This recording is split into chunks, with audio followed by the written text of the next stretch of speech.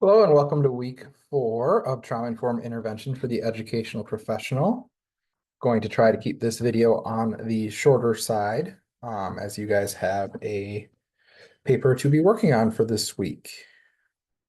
So quick review of weeks 2 and 3, some thoughts on the papers that you guys did, and just pointers for papers in the future. First, make sure that there are no extra spaces between paragraphs or between things in your reference page. APA does not want those. And then I also recommend setting up a template for yourself that you could just reuse for the rest of the program. Make a title page and then do a page break after that title page. And then just put some random stuff on the second page, do a page break, and have the third page be your references. And that way you can edit the first page and nothing will change on the second page. And as you're typing into the body of your paper, nothing will change on your reference page. And that should help a lot with not having to go back and keep moving things around as you edit things. I also highly recommend finding a friend who's not in the cohort, honestly, probably not even an educator, to do a quick read through of your papers, as that will really help find things that just don't make sense. When I was working on my master's and my doctorate, both my mother and my wife were my primary readers, as neither of them are in education. And they were able to find things that made sense, perfect sense to me, but made no sense to them. And therefore I was able to clarify that before I was turning in my papers. All right. And then we learned about a lot about how the brain can impact institutional structures and policies. And one thing I want you to keep thinking of moving forward is how can that impact your daily practice? I would like to also apologize for the links not working. I thought we had updated those in the core shell, as it was an issue last time I taught this class as well. However, they're still using the old links that were taken down about a year ago now. So I apologize for that. I hope you were able to use the link to the one article that I was able to find. This week, the theme is the 6 R's of educational practices, which are relevant, relational, repetitive, rewarding, rhythmic, and respectful. What you're going to do this week is watch this video and respond on the discussion board. You're going to read and view website and articles, plus the video in a discussion board.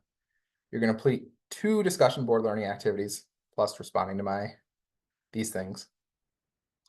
And assignment 2 is due Saturday.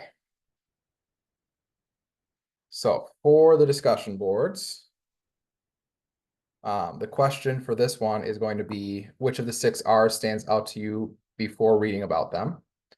So of those 6, which one are you the most interested in reading about? Discussion board 1, you're going to watch this video and respond to the 5 questions below that. Please dialogue with 2 cohort colleagues. And then for the second one, you're going to read about the 6 R's, the amazing behavioral help for when talking doesn't work. That is in your week 4 materials. You're going to select one of the remaining readings for the week and respond to these questions. So there are options on the readings. It loads for me. It doesn't like to load for me, sorry. So as you can see, there are options here. You're going to pick from them. Why do I not see the one that's required?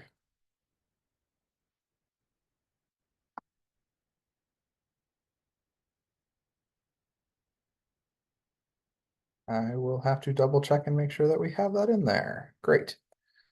Hopefully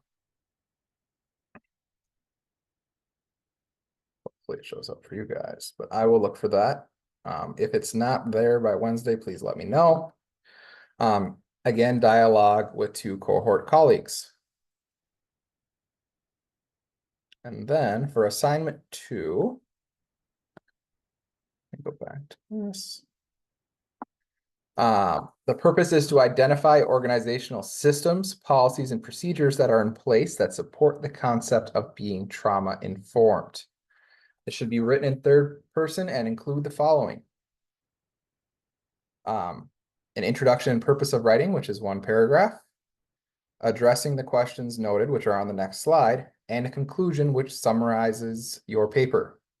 This should be APA 7 formatted with a cover page plus 2 to 3 pages of written content, and then a reference page. Please use your APA manual to double check how you are doing headings. And if you're doing in-text citations with more than one author, that was something that I noticed that folks were struggling with. So recommend double checking the APA manual on those. Headings is one that I actually have a bookmark in my APA manual for when I'm writing to just go back and review, because I find them to be a bit confusing, and therefore I just keep the example in front of me. So the content of this is, how does the mission or vision of the organization guide their response to student-client trauma? The organization you should be looking at is your own school or place of work, which it doesn't say anywhere, but I'm telling you now. What resources are available to teachers, staff, faculty, and or organizational leaders to recognize and respond to those impacted by traumatic stress? Ideally, you're going to find this on a website, but if it's not there, you can include stuff that you know. Just make sure it's in third person. In what ways is your organization intentionally providing evidence-based interventions and access to services for students affected by trauma? Identify any gaps in the organizational structure that might be potential barriers to being trauma responsive. And if there are any gaps in the system structure, what recommendations do you suggest for bridging them?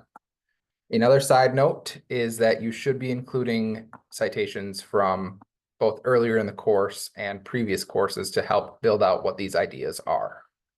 Assume your reader doesn't know it all. All right, like I said earlier, your response for initial remarks is, which of the 6 R's stands out to you before reading them?